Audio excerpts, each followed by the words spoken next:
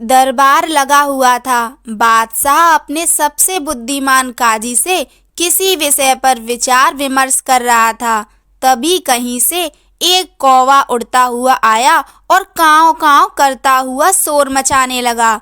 कौवे के शोर से बादशाह और काजी के विचार विमर्श में खलल पड़ने लगा। कुछ देर बाद तक तो बादशाह ने बर्दाश्त किया, लेकिन फिर उसे क्रोध आ गया। उसने सैनिकों को हुक्म दिया, फौरन इस परिंदे को निकाल बाहर करो। सैनिक फौरन हरकत में आए और कौवे को भगा दिया। बादशाह फिर से विचार विमर्श में लग गया, लेकिन कुछ समय बाद कौवा फिर से वहां आ गया और कांव कांव करने लगा। क्रोधित बादशाह ने सिपाहियों को हुक्म दिया, इस कौवे को जिंदा मत छोड़ो, अभी के अभी मौत के घाट उतार दो। सिपाही बादशाह का हुक्म बजाते उसके पहले ही बुद्धिमान काजी बोला, नहीं जहाँपना, आप कौवे को मत मारिए। हो सकता है कि ये आपके पास कोई फरियाद लेकर आया हो। सिपाहियों से इसके आने की वजह पता करवाइए। बादशाह ने एक सिपाही से कहा, जाओ पता करो कि ये कौवा आखिर चाहता क्या है, बिना जाने वापस मत लौटना। जी हुजूर कहकर सिपाही कौवे की तरफ मुड़ा। कौवा महल के बाहर उड़ गया। सिपाही उसके पीछे पीछे जाने लगा। कौवा उड़ते उड़ते जंगल में चिनार के खूबसूरत पेड़ की एक डाली पर जा बैठा। उसमें एक घोंसला बना हुआ था। सिपाही भी कौवे के पीछे पीछे चिनार के पेड़ तक पहुंच गया। उसने देखा कि कौवा जिस पेड़ पर बैठा है, उस पेड़ को एक लकड़हारा काट रहा है। सिपाही को देख कौवा कांव कांव करने लगा। सिपाही को समझते देर नहीं लगी कि जिस पेड़ को लकड़हारा काट रहा है, उसकी डाली पर कौवे का घोंसला है। वह लकड़हारे से बोला, सुनो, फौरन पेड़ काटना बंद करो।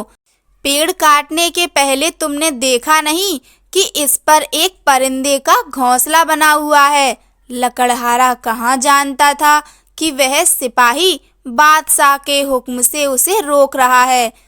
वह तैस में आ गया और बदतमीजी से जवाब दिया, मैं क्यों परिंदे का घोंसला देखूं? वह है क्या? तुमसे जरा सा कीमती होगा बस। लकड़हारे की बदतमीजी देख सिपाही को क्रोध आ गया। वह लकड़हारे को पकड़कर बादशाह के सामने ले गया। जंगल में घटी सारी घटना विस्तार से सुनाने के बाद वह बादशाह से बोला, जहाँपना, ये लकड़हारा उस निर्दोष कौवे का घर उजाड़ रहा था। मैंने मना किया तो बदतमीजी करने लगा। ये सजा का हकदार है। बादशाह को भी लकड़हारे के व्यवहार पर क्रोध आ गया। उसने उसे सजा देने की ठान ली और बुद्धिमान काजी से पूछने लगा, इस आदमी ने बहुत बड़ी गुस्ताखी की है, इसे क्या सजा दी जानी चाहिए? क्या इसे मौत के घाट उतार दिया जाए? काजी ने जवाब दिया, जहाँपना, इसे कहाँ पता था कि सिपाही आपके आदेश का पालन कर रहा है, इसलिए बदतमीजी कर बैठा होगा। हालांकि उसका वह व्यवहार भी गलत था, लेकिन मौत की सजा इस गुस्ताखी के लिए बहुत ज्यादा है। वैसे भी दिल ही दिल में ये पछता रहा होगा। ऐसा करें, इसे महल से इसके घर तक बेंत से मारते हुए ले जाने की सजा दे दीजिए। बादशाह ने वही सजा सुनाई। सिपाही लकड़हारे को उसके घर तक बेंत से मारते हुए ले गया।